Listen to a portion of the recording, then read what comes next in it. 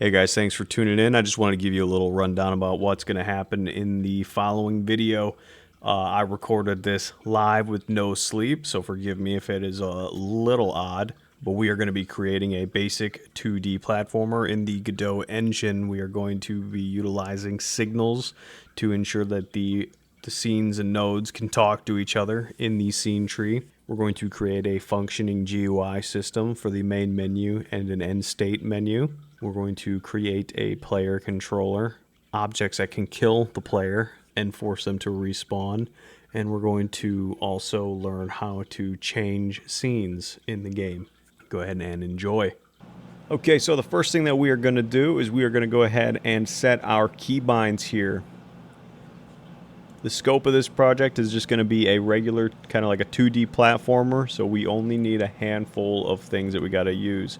So if you didn't catch what I was doing, go ahead and go to Project, Project Settings, Input Map, Add New Action. I keep all of my inputs lowercase. So we needed Escape for our menu key, then we need left, right, jump, and we'll do use. Go ahead and wire those up.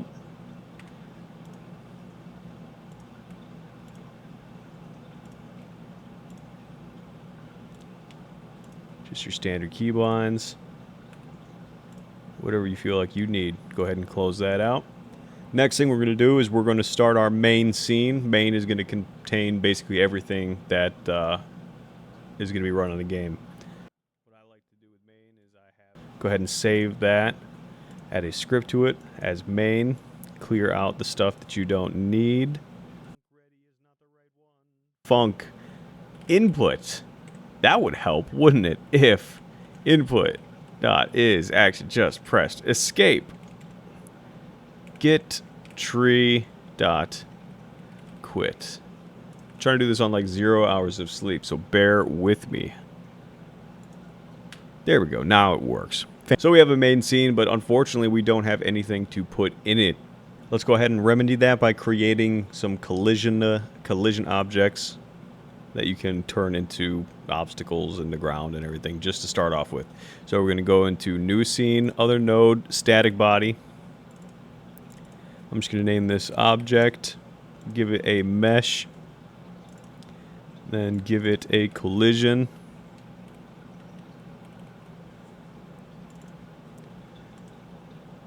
Give it a shape. Give the mesh a shape. I like to go in and make sure that matches up a little bit. Nice and secure. Go ahead and save that as object. Go ahead and bring that into your main. I like to just scale it, just so we have a little bit of room to work with at the starting stage. Save that. Save as often and as much as you can. Every time you press play, it should save for you automatically. Go ahead and add a new scene. We're going to give ourselves a character now. So other node, character body 2D. Same thing. This is a physics body, so you need a collision shape at the very least for this thing to function. Make this one a circle, so that way it moves around a little bit easier. Give it a little bit of a mesh. I'm going to change the visibility on this to, we'll do self-modulate. Let's make it blue. Rename it to player. Give it a shape.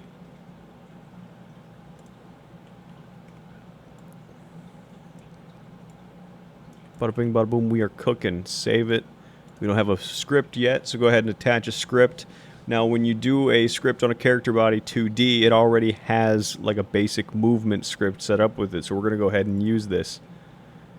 Here you see it's already built in. Some of the keybinds just need to be renamed, so add in the ones that you added before, and then you can just take out this UI left and right. And as you can see, if we go into main and we drag our player into the origin, where did you go? You are a tiny guy. Or maybe we didn't add a camera. Go back into the player, add a camera.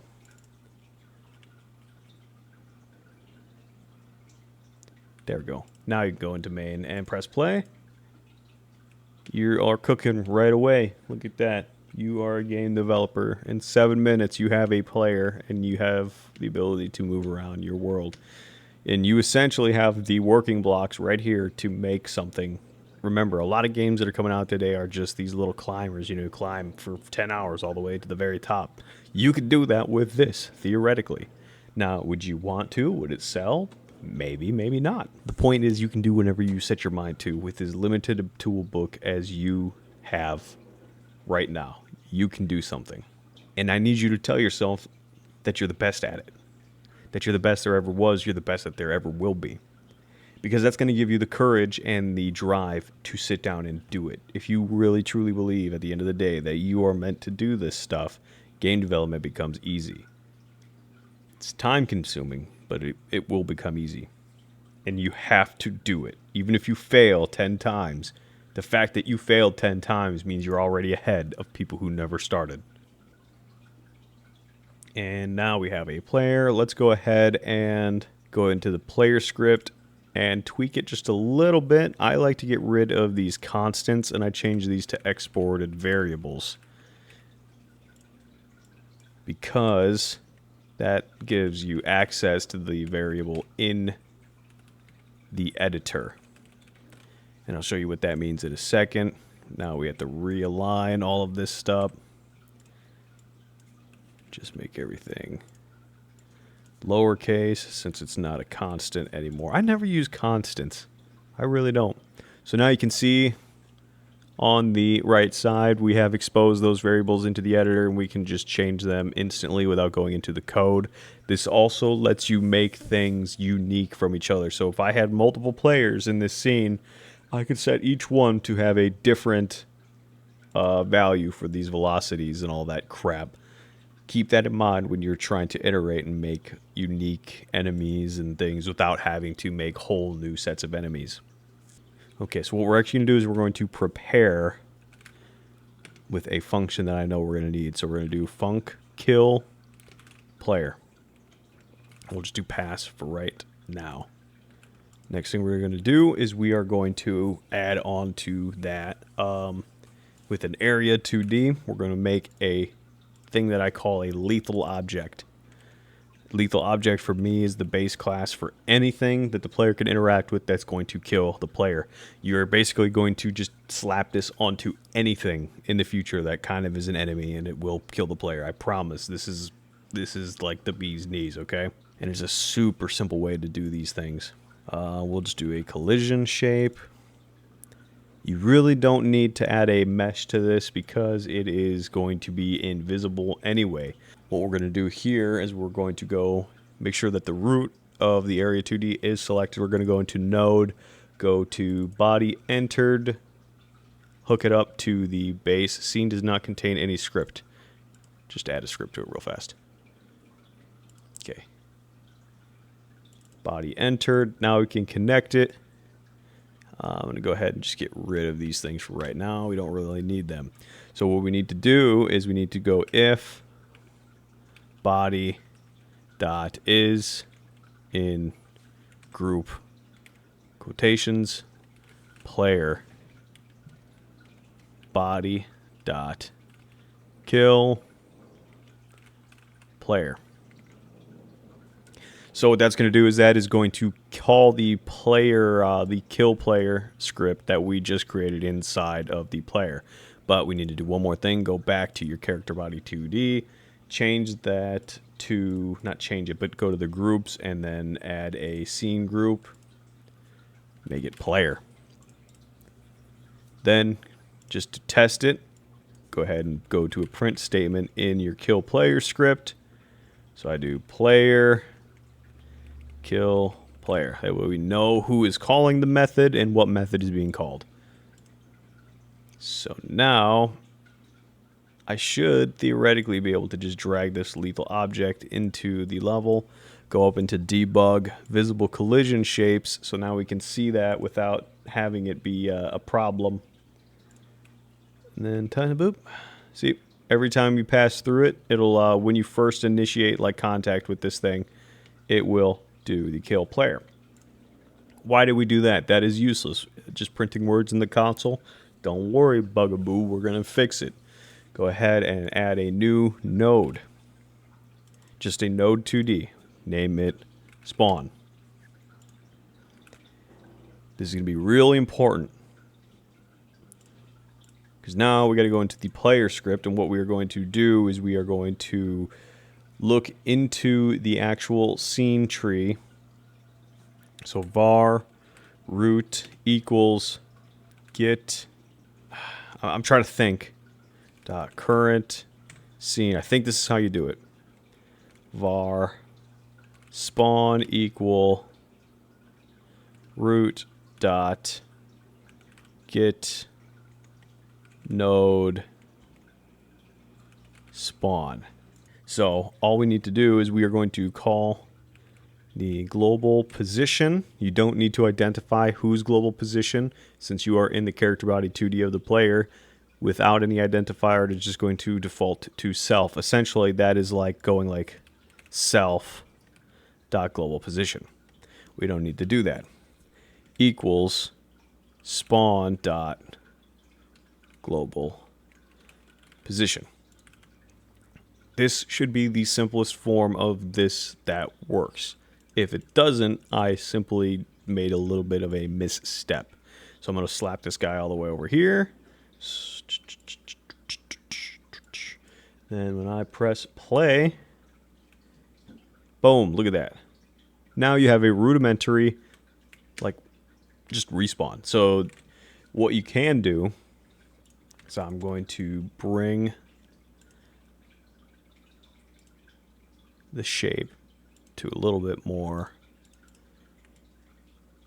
reasonable size. Okay, we'll do that.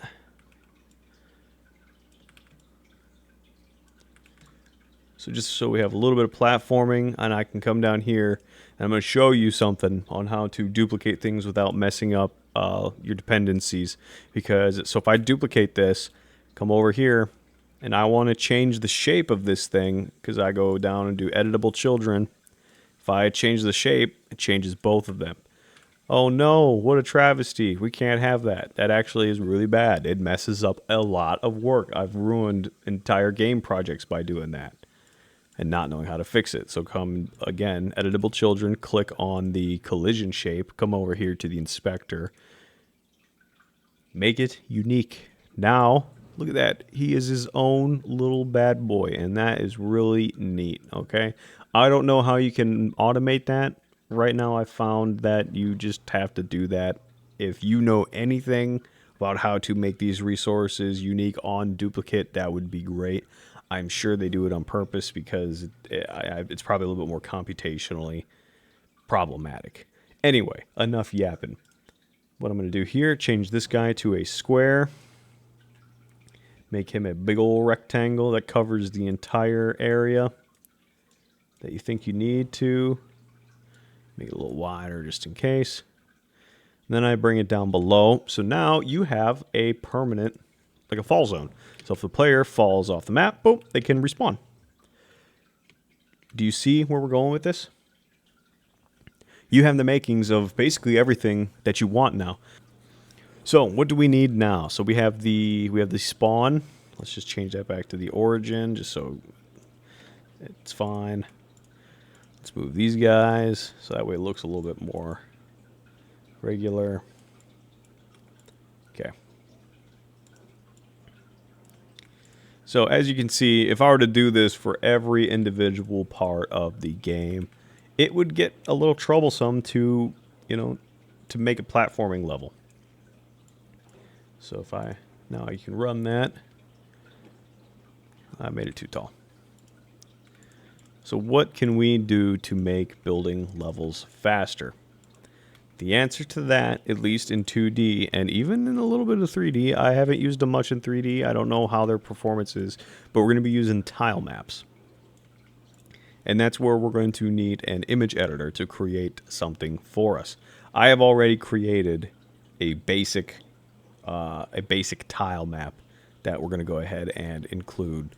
You'll see what it looks like. It is 32 by 32 pixels. One is a full square, one is a half of square, so a rectangle. but you'll see what I mean. One is a 2x1 triangle on its, like, you'll see what it is. So go ahead and start a new tile map here. So we'll do tile map layer, because I think the old one is depreciated. I do not have the resource in here, so what I'm going to do is I'm going to create a new folder. We're just going to name it images. IMG images. Then I'm going to import that. Let me go through my folder over here in peace without you guys looking at it. Images, tutorial, there we go, basic tile map. It is very basic. I also like to make my tile maps white, so that way I can change them to any color in the future. Tile map. Okay, so what you want to do here, make sure he's selected, come over to your tile set, new tile set, come down here to the bottom, you have a few new options. Plus, Atlas, images, basic tile map, yes. Now, this is exactly what I was talking about. See, full square, half square, also known as a rectangle, and then a 2x1 triangle. This is all you need. But right now, if you were to put this in, you could draw with it right now. It would just be visual. It has no physics to it. So we're just going to do basic tile, save that. Come over here to physics. I'm wrong. Click on tile set, come to physics layers, add element. Now we have it set to collision 1. This should be default as your world. Edit layer names. Just make sure, so it is not. So we'll just do world. We'll do maybe player for layer 2, and then enemies for layer 3. So we just created a property that allows you to add collision to the tile map. Come over here to paint, select a property, physics layer, and go ahead and just draw. Make sure that I like to have grid snapping turned on. Boom. Boom. Come on. Boom. Okay. Look at that. We are good to go. We are cooking. We are moving along. Now look at these objects. We don't need them anymore. Okay? They're obsolete. They're totally and utterly useless to us now. Not totally. Mostly useless. Boom. Look at this. Check this out. Now you can draw your level. Look at that. Look at that fancy. Look at how fancy that is. You know what I'm saying?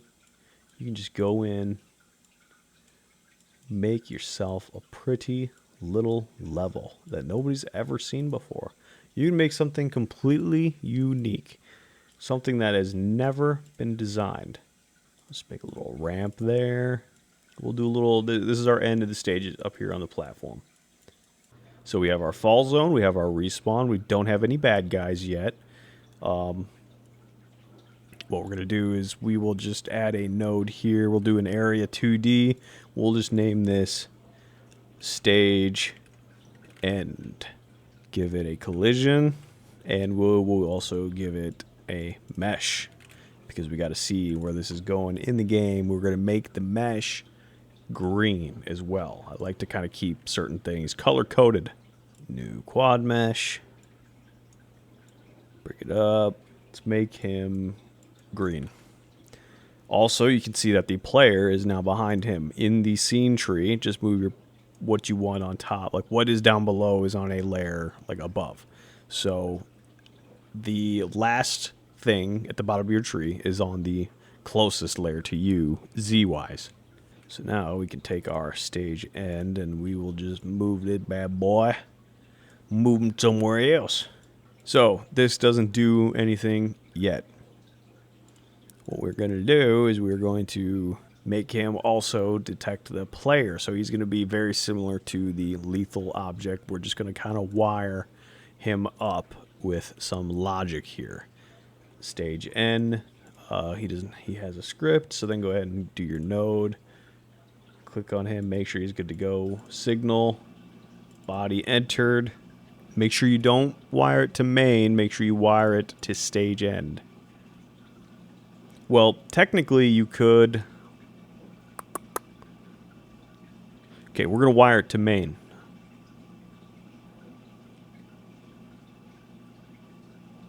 Are we going to wire it to main? What should I do? I don't want to... just for now, we're going to wire it to stage end. We will make a print statement. You beat the level. Look at you go. Fantastic, man. Look at you go.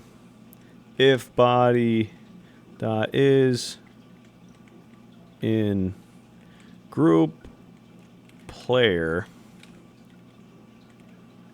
print you beat the level. Woo. So if I'm not mistaken, cool, our tile map is working fine.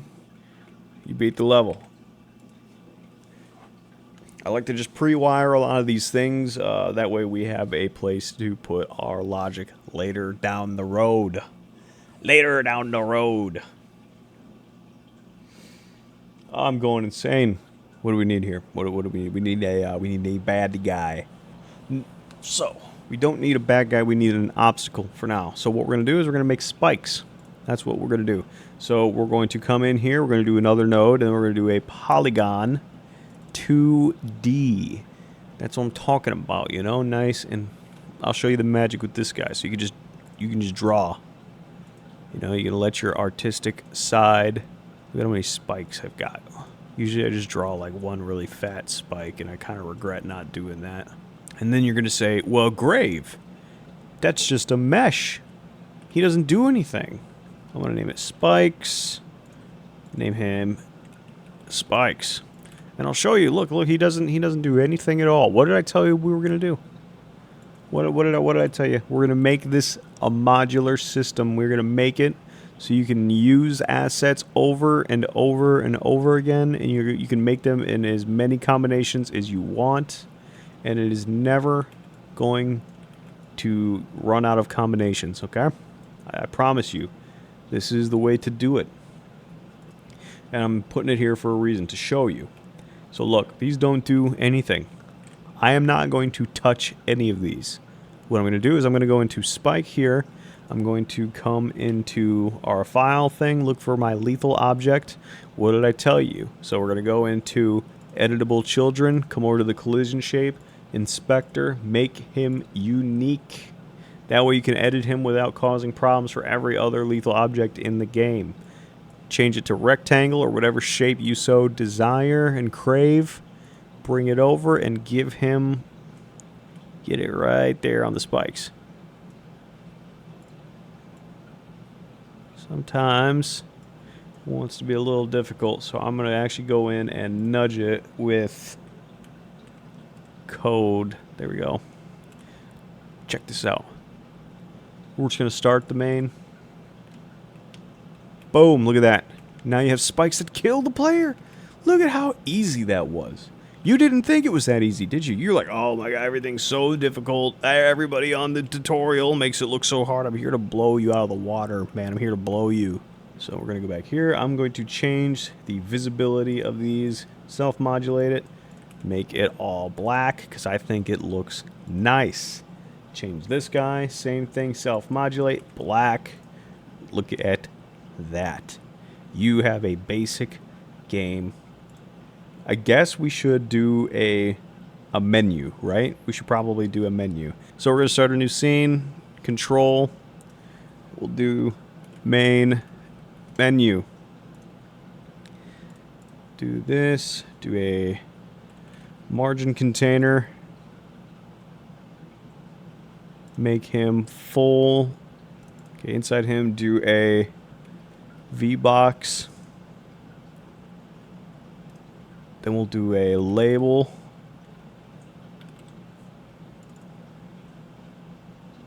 Then we'll do a button. Duplicate that a couple times. So main, menu, label, start, options, quit. Then come over here and change the text. Main menu, start. Oh, we did a little bit of a problem. There we go.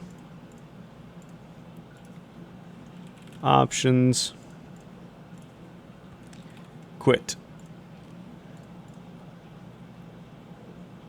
Then we can take a little bit of time and just make this a little bit more unique. So where I did this, come over here to your inspector, scroll down till you see theme overrides, fonts, styles, get rid of that.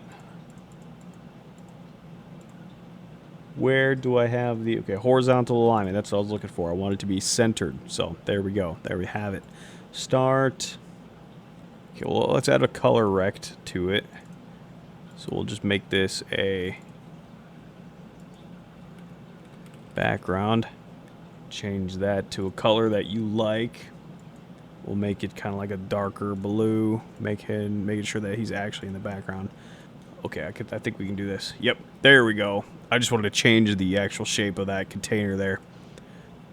We're just, like I said, we're just kind of spitballing. So now we have a little bit of a main menu going on here, you know. Let's wire some of the buttons up. So same thing before. We already used this code one time. We can do it again. Come over to your quit button. Come over to pressed. First of all, add a script called main menu, and then do that. So that way you have a place to attach it to. So we'll just do git tree dot quit. Very simple, very easy to maneuver. Start, so pressed, boom. So git tree dot change scene to file main. That should work right off the bat, actually. So let's change main menu to our main scene.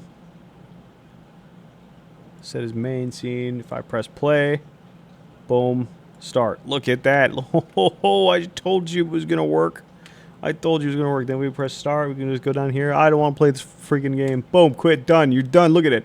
Look at how easy game development is, man. Look at how easy this is. And this is the basis for a lot of stuff. So once you kind of figure out how these signals and wiring everything up works, you could make anything that you want. You can stair-step the complexity of everything and just make everything that you want. We're going to cheat, and since we don't have anywhere to go with this, we're going to say non-functional.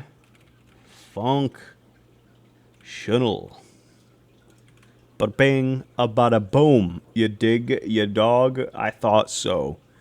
I'm really tired. I'm really tired. So I guess we can have a victory screen. That's what we'll do. We'll do a victory state. So in main, we're going to do a control victory GUI. This should be the full viewport. Again, a VBox container. Label victory label.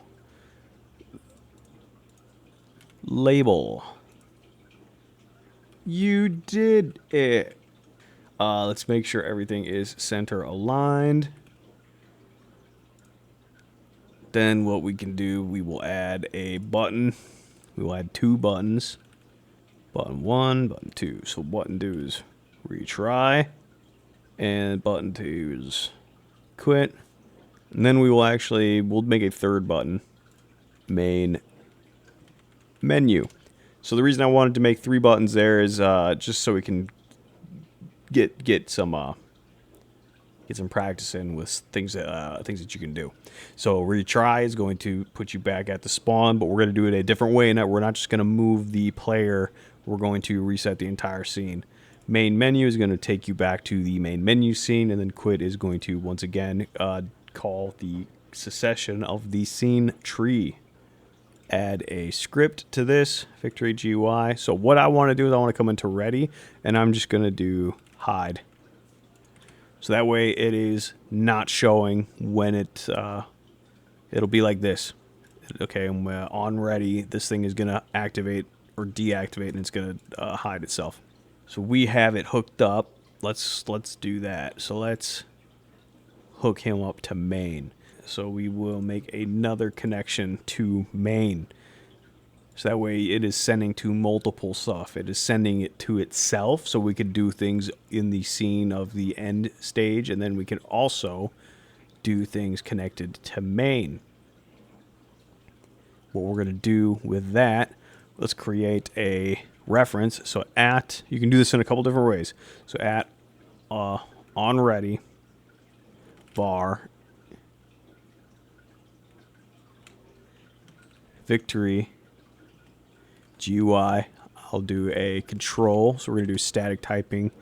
So equals victory GUI. And just for posterity's sake, I'm going to go ahead and do the victory GUI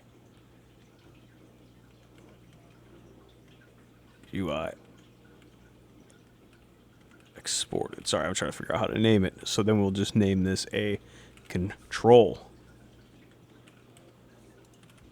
So there's two different reasons to do this. So check it out now. So on the right side, I'll go into an inspector. So we have created a value that we can come over here and we can do victory GUI. So the difference between the two of these is this one is set at onReady during the code, and the exported variable, you can click and drag anything into it as long as it matches the type. So since this is a control node, you can put that in here. I can't take spikes and add it into there because it is the wrong type. Okay? So I just wanted to show you those two different ways to do that. We're going to come down here onto on stage and body entered. So once again, do a player check if body dot is in group player. Okay, we're gonna go into the GUI. We're gonna handle this logic inside the actual GUI here. Get rid of this guy. We're gonna create a new function func end stage. I'm just gonna do show. Then what I can do is I can come up here. We're gonna do. We'll choose one of these two that you want to use. Victory.gui dot end stage. So what this should do is this should call that function that we just did. And the reason I'm trying to do this is I'm trying to give you practice to have nodes work with each other in the scene tree. Okay. So what let's see if this works. So it should start, and then this should be empty. Okay, and then don't die. Come in here. Boom. I beat the level, but it did not show itself. So something is going on. Okay, we're gonna do something else. We're gonna make our own function for this. Follow player. Var target equals get tree find get node player. Is it capitalized? It is not. I don't know if that is the right thing, but we'll see. Actually, so var, that should be right target. Hopefully this should be searching the main tree for the player. Global position equals target dot global position. And then in func process, then we will do follow player.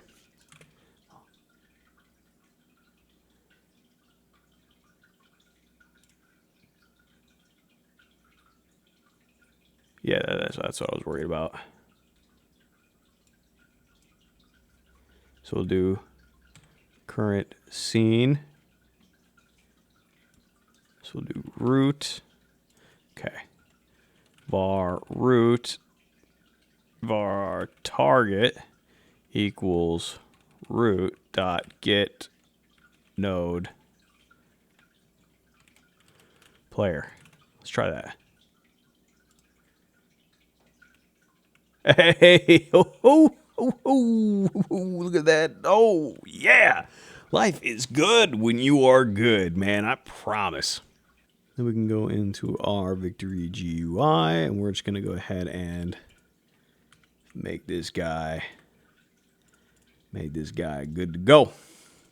So do retry, main menu, then we will do quit. Can I scale this? So take the label, once again, theme overrides, font size, let's do 50, 40, 40. Look at that, good to go. So editable children, then we're gonna come in and wire all these signals up. Node pressed, main, boom, on quit pressed. Once again, get tree dot quit. This is the simplest one to do. So then main menu is going to be, well, we're going to have to do something different for that. We can't just do our same basic logic. But what we're going to do is change scene, I think. Change scene to file. Get tree dot change scene to file. Main menu.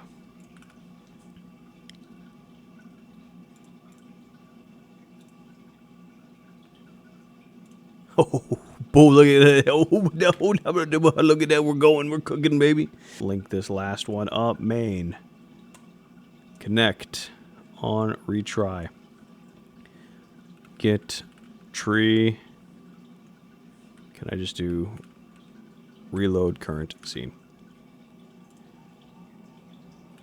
Boom. Retry. And everything is back to normal. And just like that, you have the bare bones of a 2D platformer. In 1 hour of a tired man who has done no sleep, I have created something that you could use as like the basis for your 2D platform. Complete with functioning GUI, player movement, a win condition. It's pretty simple. So honestly, I don't really have much else to go with right now. I'm gonna go ahead and stop the video and the stream right here. I just wanted to test how I could handle this, doing it live, doing it in front of, I guess, like doing it on the spot is what I'm trying to say, not pre-making everything, just kind of winging it. And I think it turned out really well. So thank you for watching, and go ahead and check me out on YouTube with GraveLimit Studio.